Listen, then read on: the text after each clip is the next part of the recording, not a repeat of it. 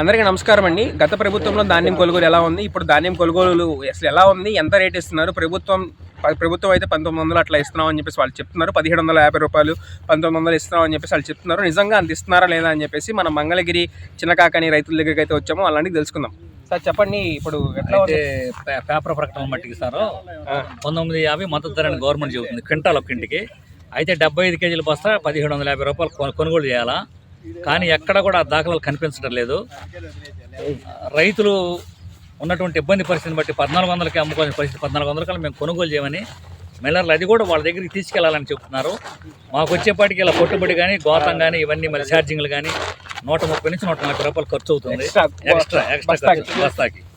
వాళ్ళు అక్కడ తోలుకొస్తే మిల్లర్ మేము తీసుకుంటామనే పరిస్థితి.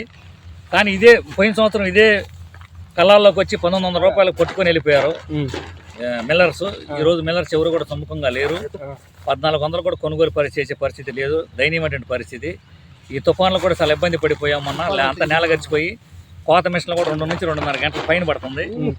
మరి ఈ పెట్టుబడులు అన్నీ చూసుకుంటే 30 బస్తాల కన్నా దిగుబడి రావటం లేదు, 30 రావటం లేదు, 35 వస్తే కన్నా 30 కన్నా రావటం లేదు. పెట్టుబడులకు దానికి సరిపోయే పరిస్థితి కనపడుతుంది. ప్రభుత్వం వెంటనే స్పందించి రైతుకు గిట్టుబాటు ధర కల్పించవలసిందిగా మేము రైతు సంఘం తరఫున విజ్ఞప్తి చేస్తున్నాం. తుఫాన్ వచ్చింది, దాన్ని కూడా చాలా పొడిగా ఉంది. ఎలా కాపాడారు మీరు?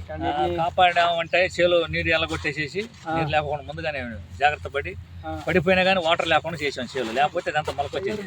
మొత్తం పొడిగానే ఉంది కదా, మరి వీటికి కూడా తేమ లేదు, ఏమి లేదు. వాటికి కూడా 1750 ఇవ్వట్లేదా? లేదు సార్, మరి 1750 కనీసం ఇవ్వాలని చెప్పేసి చెప్తున్నారు కదా. 1750 రూపాయలు వాళ్ళు వచ్చుకుంటే మేము ఇస్తామయ్యా, రెడీగానే ఉన్నాం. కాకపోతే వాళ్ళు ధర మిల్లర్స్ మా దగ్గర పంటలేదు. మరి అదే మనం రైతు భరోసా కేంద్రాలు తీసుకెళ్ళామనుకో వాళ్ళు తేమ శాతం అంటాడు, మట్టి అంటాడు.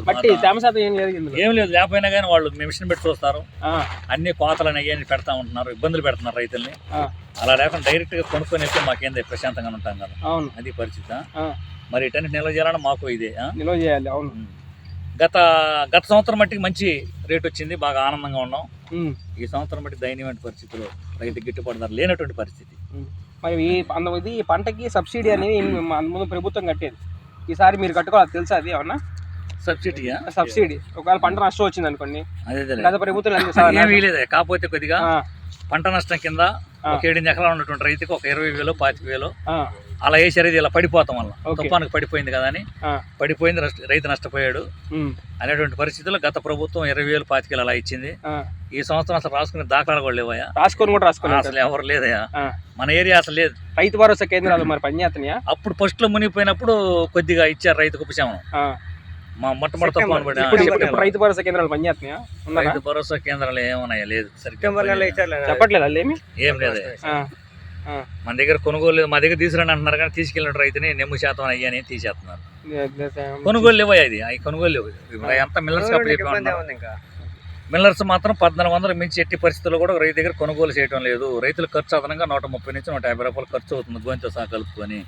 చాలా దయమైన పరిస్థితి. అదే బహిరంగ మార్కెట్లోకి వచ్చేపాటి బియ్యం 1400 రూపాయలు 5 కేజీలు కట్ట అమ్ముతున్నారు మిల్లరు.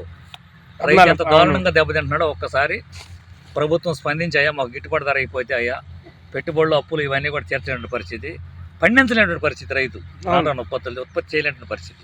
ఇది మంచి పాయింట్ అండి.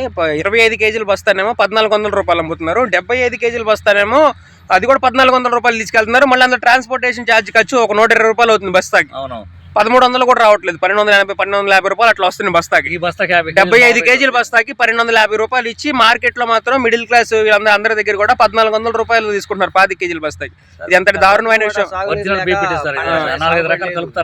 మరి మందు బస్తా కానీ ఇటు కానీ ఎంత అవుతుంది? వాటికి ఒక్కో బస్తాకి వచ్చేది 14-1500, డిఏపీ అయితే 1500 పైన ఉంది, 1600 దాకా కూడా ఉంది. 10 ఏరియా కూడా అదే పరిస్థితిలో ఉంది. మరి 20 వచ్చేపాటికి అది 1200 చిల్లర అమ్ముతుంది. మందు కట్టల మట్టికే ఏటా మీద పెరిగిపోయింది, పురుగు మందులు అన్నీ పెరిగిపోయినాయి. ఓన్లీ పెక్సరాన్ 1 లీటర్ వచ్చేపాటికి ఆడు 13,000 14,000 అమ్ముతున్నాడు. అది 10 ఎకరాలకే వచ్చింది. మరి దాంతోపాటు పురుగు మందు కలుపుకోవాలి, తెగులు మందు కలుపుకోవాలి. ఒక్కొక్కసారికి 500 రూపాయలు అవుతుంది, 3 సార్లు స్ప్రే చేస్తున్నాం. దాని ఖర్చులు ఏంటి, విత్తనాల ఖర్చులు ఏంటి, మరి ఇవన్నీ కూడా తడిచి మోపిడే 35,000 రూపాయలు ఇవాళ బయటకు వచ్చేపాటికి. ఇవాళ మనం ఎకరానికి అయ్యా ఇలా దాన్ని బయటకు వచ్చి మనకు 35,000 రూపాయలు ఖర్చు అవుతుంది. మరి వచ్చేపటి మేము అమ్ముకుంటే ఆ డబ్బులు వచ్చే పరిస్థితి కనపడుతుంది.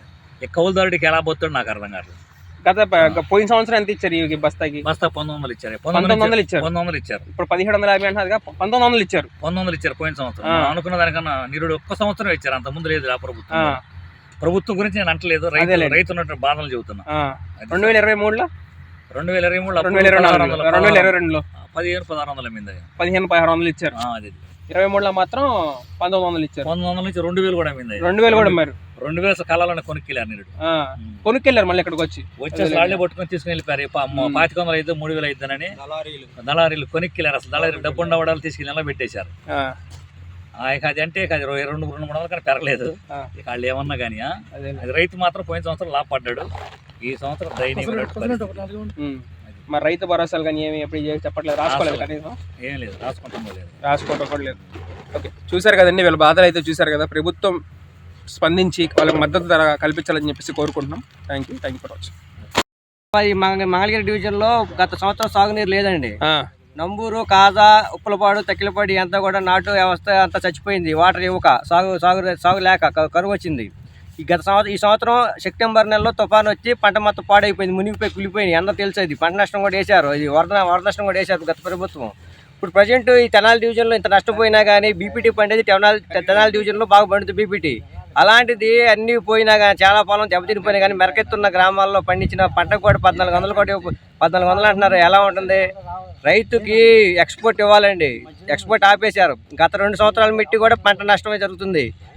తుఫాన్ వచ్చింది సెప్టెంబర్ నెలలో, మొత్తం మునిగిపోయినాయి. మొత్తం అంతా తెలిసిందే, మీడియా వ్యవస్థ మొత్తం తెలిసిందే, అధికారులు అందరూ చూశారు. మరి ఆ పంట మొత్తం పాడైపోయి కుళ్ళిపోయింది. వాళ్ళు ప్రత్యామ్నాయంగా మినుము పెసర వేసుకుంటున్నారు. మరి మెరకెత్తు గ్రామాల్లో పండిన పంట కూడా మద్దతు ధర ఇవ్వకపోతే లేని పరిస్థితి. అవును, రైతు భరోసాలో సర్వే చేశారు కదండి. గత సంవత్సరం కూడా సాగునీరు లేదు. ఇంజన్లు పెట్టి డీజిల్ పెట్టి సాగు చేసాం. వాటర్ వచ్చి ఎరకాలలో వచ్చినాయి.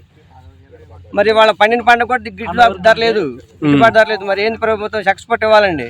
అవును, 1400 వేస్తున్నారు. అందులో ట్రావెల్ ఛార్జ్ పోతుంది ఏంటంటే మరి అవును, మోత ఖర్చు కానీ తగిలింది కదండి. సెప్టెంబర్ లో మొత్తం మునిగిపోయింది, ఏరియా మొత్తం మునిగిపోయింది. మెరకెత్తు గ్రామాలు ఆగినాయి. అదంతా పంట పాడైపోయింది. ఉప్పలపాడు కానీ, నంబూరు కానీ, గోలమూడి కానీ, తక్కిలపాడు కానీ చెప్పిన అనుకోండి, నిజమే, ఆపదలేం కాదు. ఆ రోజు అందరూ పొలాలు పాడైపోయి కులిపోయినాయి. పట్టకొచ్చే దశలో కులిపోయింది. అప్పుడు మొనట వల్ల కూడా కొంత దిగుబడుల మీద ప్రభావం పడింది. మునిగి మళ్ళీ బయటపడ్డాయి. ఏదో కాస్త మెరకలు పండి కానీ పండిన పంటకు కూడా గిట్టుబాటు ధర లేకపోతే అసలు ఎక్కడ పోతాడండి రైతు? అంతే కదా. మా పొలం దాటితే అవతల గిడ్డనే అది పల్లం కొంచెం దీని మీద ఒక మూర పల్లం అవన్నీ మునిగి కులిపోయి కొంచెం కట్టండి. గత సంవత్సరం కూడా సాగు ఇవ్వలేదు కదా. పోయిన సంవత్సరం దిగుబడి లేవు. ఈ సంవత్సరం వరద వచ్చి కులిపోయింది. గత మెరక గ్రామాల పండిన పంట కూడా మద్దతు ధర లేదు. దానికి ఏం చేయాలి? అయిపోయింది ఇప్పుడున్న పరిస్థితి. ఇప్పుడు మనకు గిట్టుబాటు ధర లేదు. మరి ఎక్స్పోర్ట్ ఇస్తే కదండి రేట్ వచ్చేది. ఎక్స్పోర్ట్ లేదు, ఎక్కడి నుంచి వచ్చింది? పోయిన సంవత్సరం పండింది, సాగు లేదు. ఇంజిన్లు పెట్టి నానా కష్టపడి పండించాం, దానికి రేట్ ఇచ్చారు. ఈ సంవత్సరం సాగు అంతా పంట వేశారు. సెప్టెంబర్ లో వరద వచ్చి మునిగిపోయి కులిపోయింది. మరి వాళ్ళు ఉన్న పంట కూడా గిట్టుబాటు ధర లేదు. దానికి ఎవరో ప్రభుత్వం బాధ్యత తీసుకోవాలి. ఎక్స్పోర్ట్ ఇవ్వాలండి. మెయిన్ ఎక్స్పోర్ట్ ఇవ్వందే నీకు రేట్లు పెరగవు. అవును, 1500 10 కేజీలు బస్తా 1400 1500 అమ్ముతున్నారు. నెంబర్ 1 బీపీటీ ఇది మాది ఏరియా.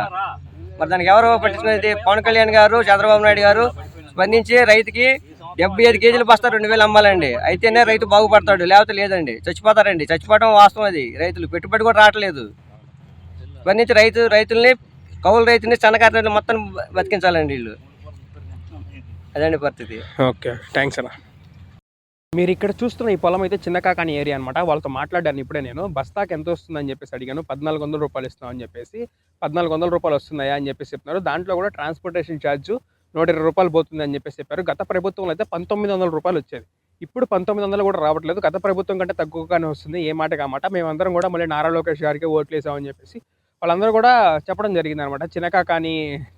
చిన్నకాకాని మంగళగిరి నియోజకవర్గం 1900 రూపాయలు మన నాదెండ్ల మనోహర్ గారు కానివ్వండి, చంద్రబాబు నాయుడు గారు కానివ్వండి, ఇంకొకళ్ళు మేము దాన్ని కొనుగోలు వేగంగా జరుగుతుంది, మద్దతు ధరిస్తున్నాం అని చెప్పేసి చెప్తున్నారు.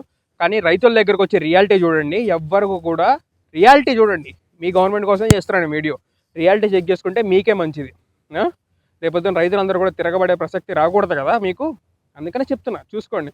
మాది రైతు భరోసా లేదు, లేకపోతే వాళ్ళకి పంటకు రావాల్సిన ఇంకొక అంతకుముందు వచ్చే పథకాలు కానివ్వండి అవేమీ కూడా లేవని చెప్పేసి చెప్తున్నారు.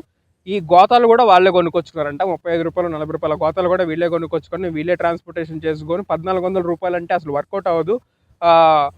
నాకు నెక్స్ట్ వాళ్ళకి మందు గోతామే వాళ్ళకి వచ్చేసరికి 1400 రూపాయల వరకు ఉంది అని చెప్పేసి వాళ్ళు చెప్పడం జరుగుతుంది.